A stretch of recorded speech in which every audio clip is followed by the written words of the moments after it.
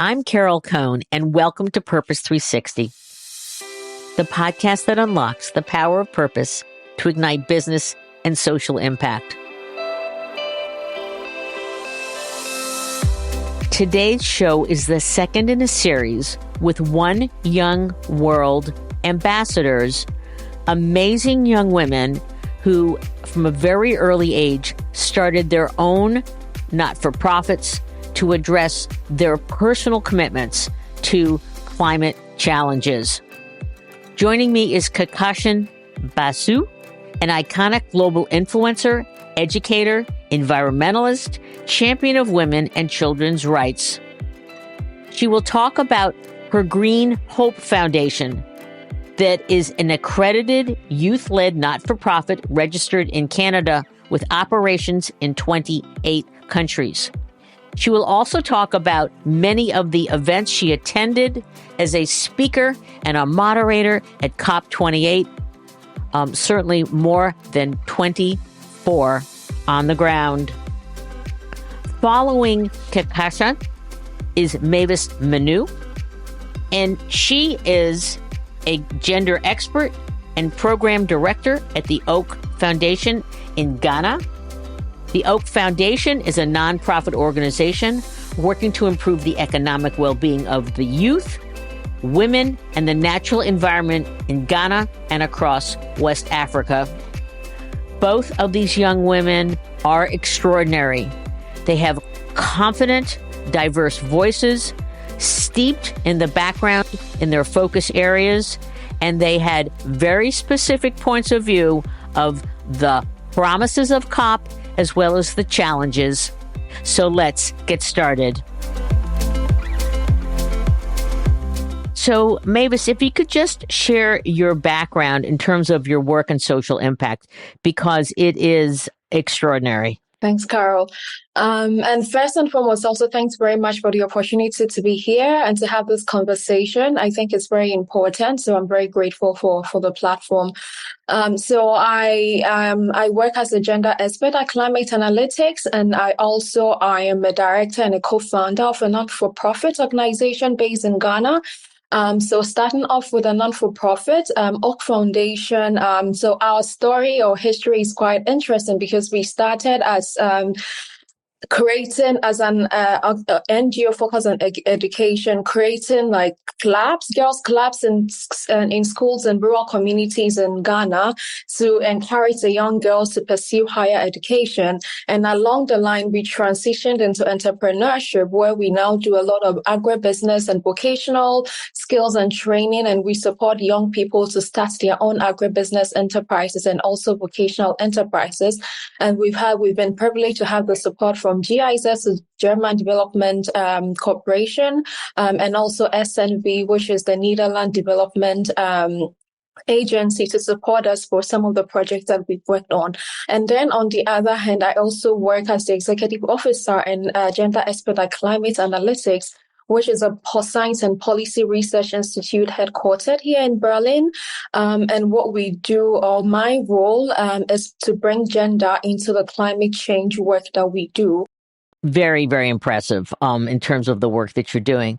How did you get so passionate about social impact? Well, I grew up with a single mother, so I would say that sort of had an influence in me and my desire to also support other young girls and women. So that is the start. And for me, growing up, education was always sort of the gateway to success. And that is what my mom taught me.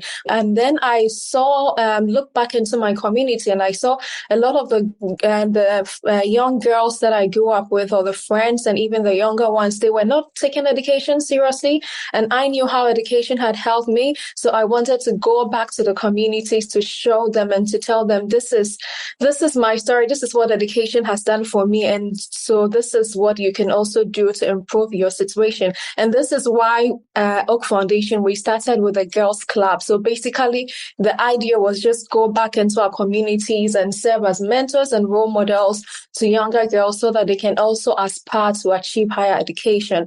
And along that journey, we realized also that one of the biggest social issues that exist in Ghana was unemployment. So a lot of people will go to school, all right, but at the end of the day, there are no jobs for people.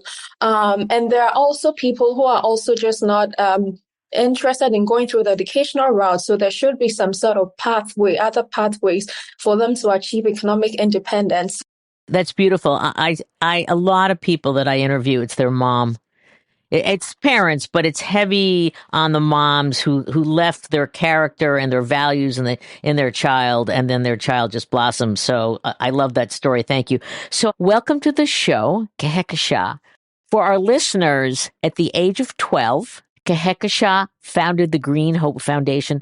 So please share with us, what was the impetus for you at the age of 12 to create this foundation, and talk a little bit about the work that you're doing today, and then we'll start transferring into COP28. Sure. So I'll actually go back to 5 years before founding Green Hope Foundation. So I'd seen the image of a dead bird with its belly full of plastic at the age of 7, was deeply disturbed by that, and wanted to do something to stop that from happening again, because I realized that there was something seriously wrong with people for allowing something like an innocent creature to suffer to so much pain, and that I had to do something to stop that from happening. And it was around that time that I'd attended a lecture by environmentalist Robert Swan, and his words, "The greatest threat to our planet is the belief that someone else will save it," really resonated with me. And that is what kind of pushed me to plant my first tree on my 8th birthday, which is also World Environment Day, 5th June. So at that point, I was like, this is my life's mission, to become an eco warrior. But it was like a lot of hard work, like, working to ensure that I could implement these ground level actions, engaging my peers, my neighborhood, restaurants, shops, schools. And that work got recognized, and I was invited to speak at my first UN conference at the age of 11. And then the following year, in 2012, when I was 12, I was invited to speak at the Rio Plus 20 Earth Summit. And out of the 50,000 delegates there were only 5 people under the age of 18, me being 12 in one of them. And that was when I realized that there was a severe lack of inclusivity of children, young people, women, underserved communities within the sustainable development process. And I wanted to do something to change that, to address that lack of inclusivity. And that is what inspired me to found Green Hope Foundation on my return. And there's literally been no looking back since then. We currently work in 28 countries with over 500,000 people on all aspects of sustainability, harnessing clean energy technology for social good. So that includes building schools, building solar water farms to address climate change-induced water insecurity, working on sustainable agriculture, planting over 1 million trees globally, over 76,000 mangroves, and making sure that people around the world, from young people to seniors, know that they have the change-making potential to create a better world for all. I'm just exhausted by that list. That's fantastic. And you're just getting going. So that's really, really commendable. You've won some significant awards, the International Children's Peace Prize. When you won that, how did you feel? And did you utilize it to leverage it in some way? Yeah, I mean, it was such a huge honor. That was actually the first time that the International Children's Peace Prize had been awarded to someone working on the intersection of children's rights and the environment. And yes, it was a way to kind of amplify my call to action for children around the world at that time, but really for everyone to work towards a more peaceful and sustainable world and understand the intersections of so social justice, economic stability with environmental conservation. So now let's turn to Dubai. You just came back fairly recently from COP28. So I would just love your impressions, like, what did you do there? Did you get any great next action outcomes? What were surprises? This was so huge than any COP that I have ever been to. So there was so much going on. There was a lot happening, and it was overwhelming to a extent. But also, it's also an indication of the kind of awareness that COPs are bringing to climate change conversation, and the kind of interest that people have now to engage on the topic. Being there as a One Young World ambassador, I got the opportunity to speak on panels. So, for example, there was this panel on why we can fight climate change without gender equality, where I got the opportunity to speak as one of the panelists on the role. So that was a very, very interesting opportunity. In terms of the content of the COP or the outcome, so I think for me as a young person or as a One Young ambassador, and also as somebody with a developing country background, the fact that the loss and damage fund was adopted, the operationalization of the loss and damage fund was adopted right at the start of COP, I think was a major achievement, because it's been something that developing countries have been negotiating for a very long time. In addition to that, in terms of the outcome, I think as a young person, the fact that we were not able to come up with a decision that actually phased out fossil fuel and just says that we transition away, I think that was one of my lows at COP. Because we do know what the problem is regarding climate change, and we know that it's fossil fuels, and it doesn't do us any good just like going around the problem when we know this is what we need to do. And this is COP28. This is 28 years after COP. If we are still dancing around the problem, then it's a huge cause for concern. And I think that for a lot of young people like me that were there, we were quite not so satisfied with that outcome. Also considering that this is our future that is at stake, and we want our leaders to be able to be bold and take up and make strong decisions that safeguard our future. And this was not it. So that was one of the low. And I do acknowledge the fact that it is the first time fossil fuel has been ever mentioned in a COP decision, but it's still not the kind of ambition that we need at this time and at the scale of climate impacts that we are seeing.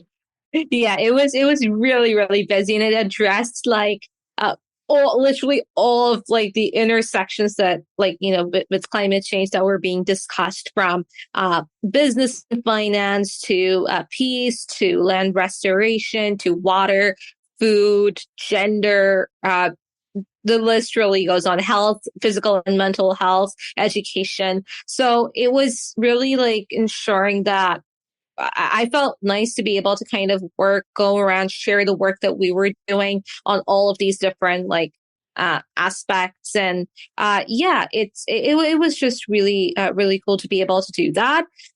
Personally, my first ever COP was 11 years ago in COP 18 in Doha. And I was a 12-year-old then, and I'd been invited to speak there, but UNFCCC, UN Climate Change, had that archaic rule that no under 18s would be allowed. And it was only on one day, Future Generations Day. So that was the only day I was allowed in. And to think about what was going on there at that time, and compared to what's happening now, 11 years later, with so much the inclusivity, that has changed drastically. And even the commitments that are being made, and negotiators, governments, private sector, civil society, everyone understands the urgency of the situation. That wasn't there 11 years ago. So, it's changed a lot. So externally, people might say that, okay, yeah, no, it's not strong enough. It's not not enough is happening. But as someone who's literally seen this process over the last more than a decade from the inside, and as a civil society member, I'm yeah, there's been a lot of progress, and there's definitely reason for hope. And I would personally consider it a success. So yeah, that from that side, from that perspective, it was really great. And with my organization, we I not only spoke at events and, on various issues, we also organized several events. So we had our like official, CCC side event. We also organized several other events on the intersection of feminist climate justice with like land, with education, and water and mangrove restoration.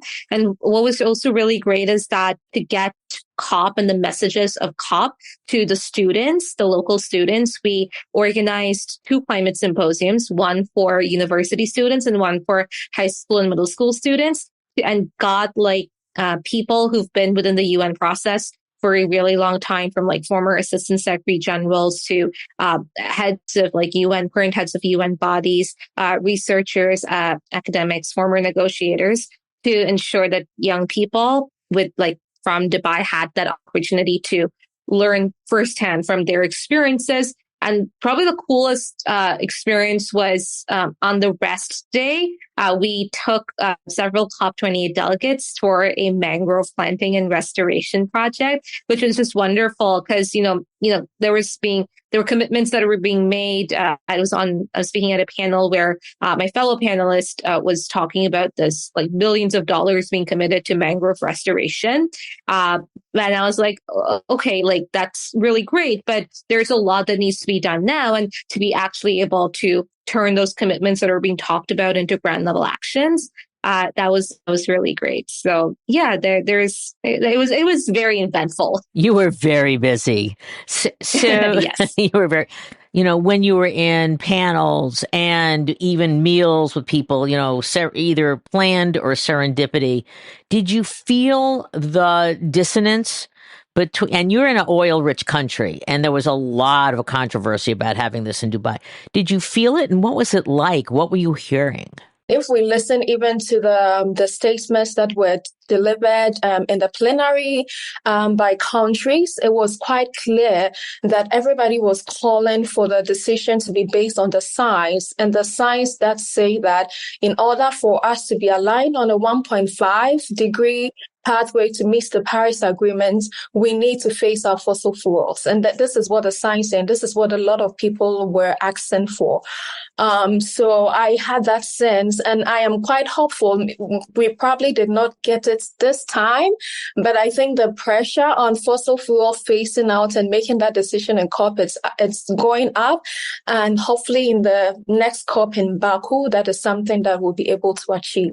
I think that having the discussion about a just transition to clean energy like that, if we're just working with the clean and the renewable energy, pro renewable energy and people within that sector and completely alienating the fossil fuel industry and the oil industry, you're not going to have any kind of progress because you're just literally talking amongst yourselves and not having meaningful dialogue. So I think that if we're to have this just transition, the keyword being just, you need to ensure that everyone has a seat at the table. And for me, I was born although I'm Canadian, I was born and raised in Dubai, and growing up in a country where, it's that has seen a lot of development, throughout the years, and has worked a lot towards ensuring that they're able to not kind of move away from oil and kind of move more towards renewables with the building of mass solar plants, solar power plants, and investing in wind energy, for example.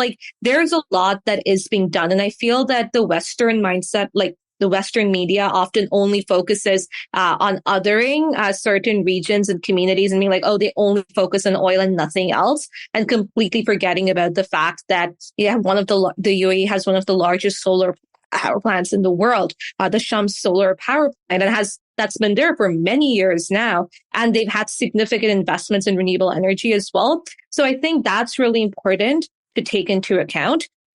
And I feel that, growing up in that region, I was able to get exposed to that narrative. And instead of just being exposed to the Western narrative of how it's put forward, because obviously Western nations aren't completely fossil fuel free either, but very few people kind of talk about that. So that's kind of the mindset I went in with that. And the key word being just, again, you can't shut down an industry overnight. You need to ensure that there is a very just transition that takes place. And that's not just within that region, it's all across the world. So I feel that having it in a country that has historically been dependent on oil, but is committed to moving away, I think that that's just ensuring that we are taking steps towards a just transition. So what do you feel in terms of the 23 events, the symposiums and such? What do you feel was your greatest impact at COP28? I think getting the message, like the importance of ground level actions and not just sticking like to the commitment level. I know that was echoed throughout, and I really felt this time that, being a part of that and calling for that through like sharing concrete solutions that are already being implemented. I think that was really, really great. And of course, being able to kind of turn some of the commitments that are being talked about into ground level actions, like not just in the UAE, but like my team members were working all around the world to, the actions did not stop, even though several of our members were at COP.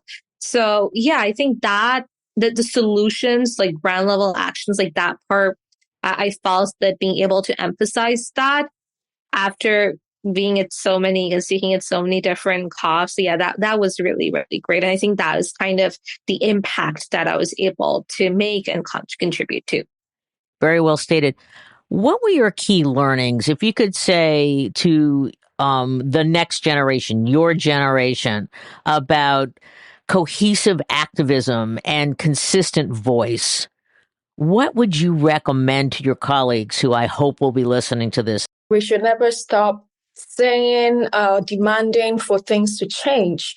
And I think, and this is one of the things that I'm also quite proud of for young people and also the youth activists that were on the ground, being present in those spaces, being in the faces of the decision makers and telling them to do the same thing that you've been telling them to do over and over again. It is still important. They still need to hear. And it puts the pressure on them to do the right thing. So I would say for young activists, it can feel like there's no hope. It can be quite discouraging, especially if you've been saying the same thing over and over again and you feel like nothing is happening. But if we want to create change and if we want things to change, we need to keep hammering and we need to keep on saying it and we need to keep requesting our leaders to do what is right. And there were lots of young youth activists, for example, who were lined up holding hands in front of some of the rooms, telling the leaders to do what is right. So I would say that is the first thing, and I think the most important thing. But also, and I know in order for them to be there, they need to be able to be given the opportunity, which also includes finance. And I think that is one of the challenges that young people or young activists face, having access to these spaces because of lack of finance. So this is something that we really need to work on to make sure that they are able to be present and be able to influence these decisions, which impacts their future. Do you feel that the voices and the messages of youth and your colleagues were taken seriously at COP? Yeah, I think this time, yes, because it's so much more meaningful. You're not just having young people who are like relegated outside demonstrating. You have young people who are sharing solutions. You have young professionals. You have young negotiators. And UAE being the first country in the world to have like a minister that's focused not just like on happiness, but also this entire ministry that has the youngest minister in the world to institute someone that young into office as the youth minister. Like that's like it really showed how important young people were. So you had young negotiators, you had the youth climate champions team, and getting in all of the young people, like sponsoring more than 100 young people from around the world.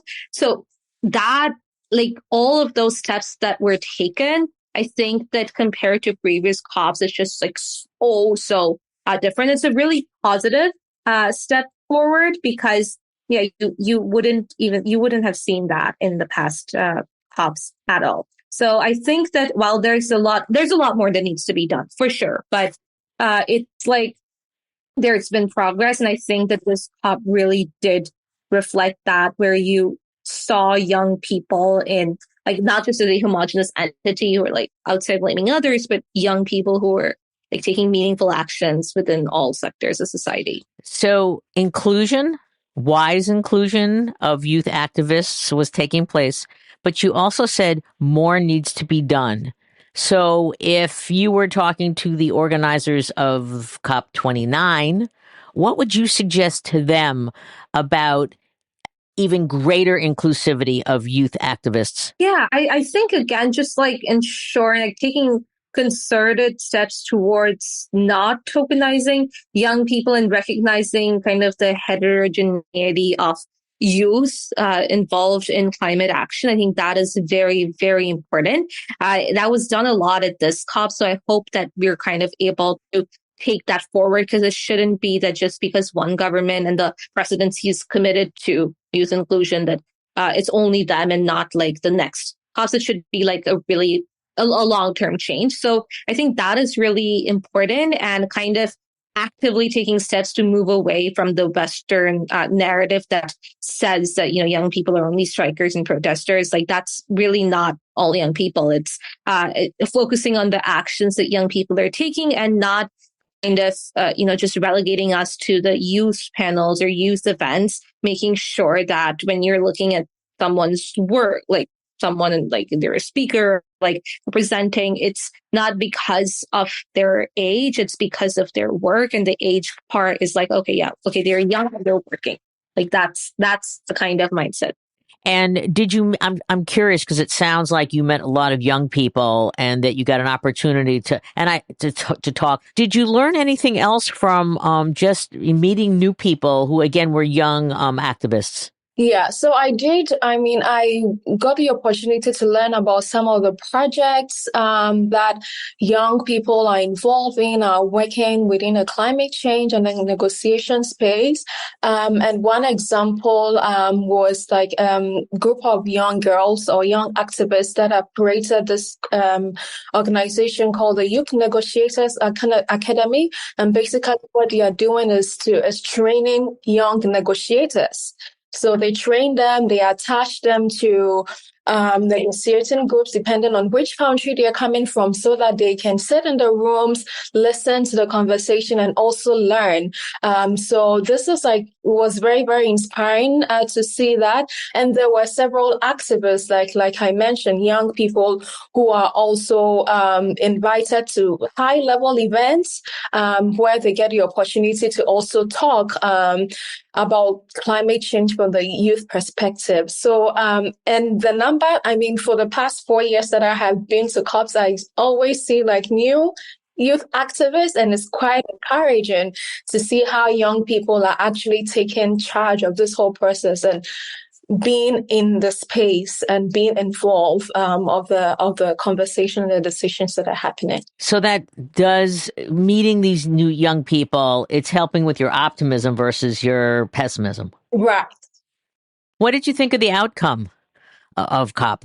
I think, again, like compare it to like previous COPs, it's definitely, a positive step forward. Like the language for sure could have been stronger. But looking back at what, from when going from phase down to like moving away from fossil fuels, it's like, it's positive in that sense for sure. And I think, again, this is something that the next COPs can really build on. And someone kind of really needed to like put it in the document that transitioning away is stronger than just phasing down. So yeah, I think the next COPs can definitely build on that. So I thought it was a positive outcome for sure. And I'm looking forward to seeing how the next COPs build on that and how what has been already committed is actually implemented. Yes, accountability. Yes. So this has been a marvelous conversation. I always love to give the last words to my guest. So what else would you like to share with anybody listening? I think what I want to say is, I think so if we as the people we tell our governments to do what is right by making the right choices when it comes to the kind of presidents or the kind of people we vote in power, I think that goes a long way to create the kind of change that we want to look for. So for everybody listening, I want to let you know you have the power to change and you have the ability to influence some of the decisions that are happening with your vote and with your voices in any space that you find yourself. So speak up, talk about this, make the right decision, and together let's safeguard our future, because climate change is real, it is happening, and it's quite scary, and we need to do something about it. I would just like to reiterate my call for turning commitments into action. That was something that that was literally my whole call to action at COP28, addressing all of these intersections of climate, but within the whole sustainability sphere and what I've been working on for more than a decade now, it's really been about making sure that we're able to implement these ground level actions within our own spheres of influence. And yes, that these actions, we're taking for climate justice, for sustainability, it might seem small in the face of something so big, but we might not even see the results right away, but it is working, it is helping, and our future generations are going to benefit from that. And there are some actions that, you see the results of right away as well. And I think seeing the smiles on the faces of the people I work with and some of the positive impacts that we've seen gradually over the last of the years of implementing them, whether that's mass reforestation of land, or, finally being able to get girls the education that they so desperately need in very climate vulnerable rural communities. I mean, that is progress. And I think that we should not give up hope, because we can definitely find hope in the solutions that are being implemented by turning commitments into action. That's beautiful. Wonderfully stated. And you are just such an impactful activist. Oh, thank you so much. At such a young age. Thank you. Oh, it's wonderful. So thank you so much for your insights. I know this is going to be a very, very inspiring to youth activists as well as some of us who are older, because the next generation is not just protesting, they're acting. Exactly. And it's the action and the positive action and the commitments that are going to really make a difference. So thank you so much. Thank you so much for having me. Thank you very much, Carol. This was such a pleasure, and it was so fun talking to you.